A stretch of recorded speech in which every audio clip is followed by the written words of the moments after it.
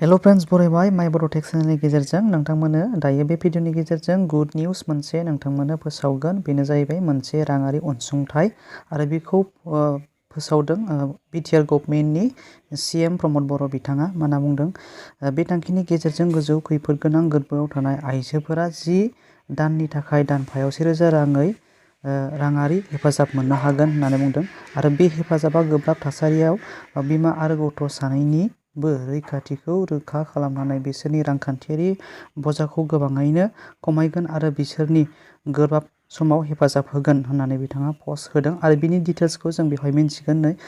जोङो मा हिसाबै आरो मा आसनिनि मुं जों बेखौ गाहायाव मोननो हागोन। आय अनसाय बिथांखि होननाय मोनसे बिथांखिनि गेजेरजों एबा बे मावथांखिनि गेजेरजों नोंथांमोनहा नोंथांमोनहा बिमा नोंथांमोनहा बे माखासे अनसुंथाइखौ मोननो हानाय जागोन। बेवहाय नुनो मोनदों जोङो डिटेल्सखौ नायगोन जों बेवहाय नुनो मोनदों।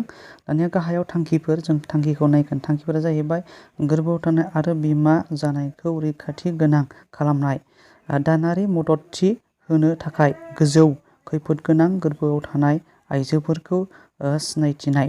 बेबायदि जोङो गाहाय नुनो मोनदों। रांखान्थियारि हेफाजाब हिसाबै 10 दाननि थाखाय दानफ्रोमबो रां ख'आव माने एकाउन्टआव थोंजोङै 1000 राङै होनाय जागोन जाहैदों।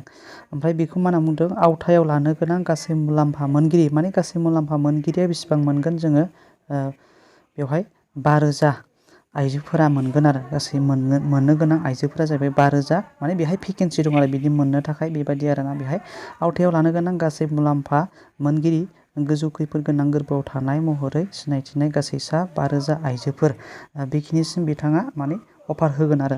अब्ला लोगोफोर बे सर्ट भिडिअनि गेजेरजों नोंथांमोननो बेखौनो फोरमायनाय जादोंमोन। बे भिडिअनि गेजेरजों नोंथांमोना बेखौनो मोनथिनानै मोनबाय आरो बेनि माखासे प्रसेसफोर खालामनांगौ एबा खामानिफोर दङबा नोंथांमोननो आपडेट लानानै फैगोन आरो नोंथांमोना हाजासे मिथिनायनि थाखाय शेयार खालाम बयनोबो जाहाथे गुबुनाबो नोंथांमोननिफ्राय मोनथिनो हायो।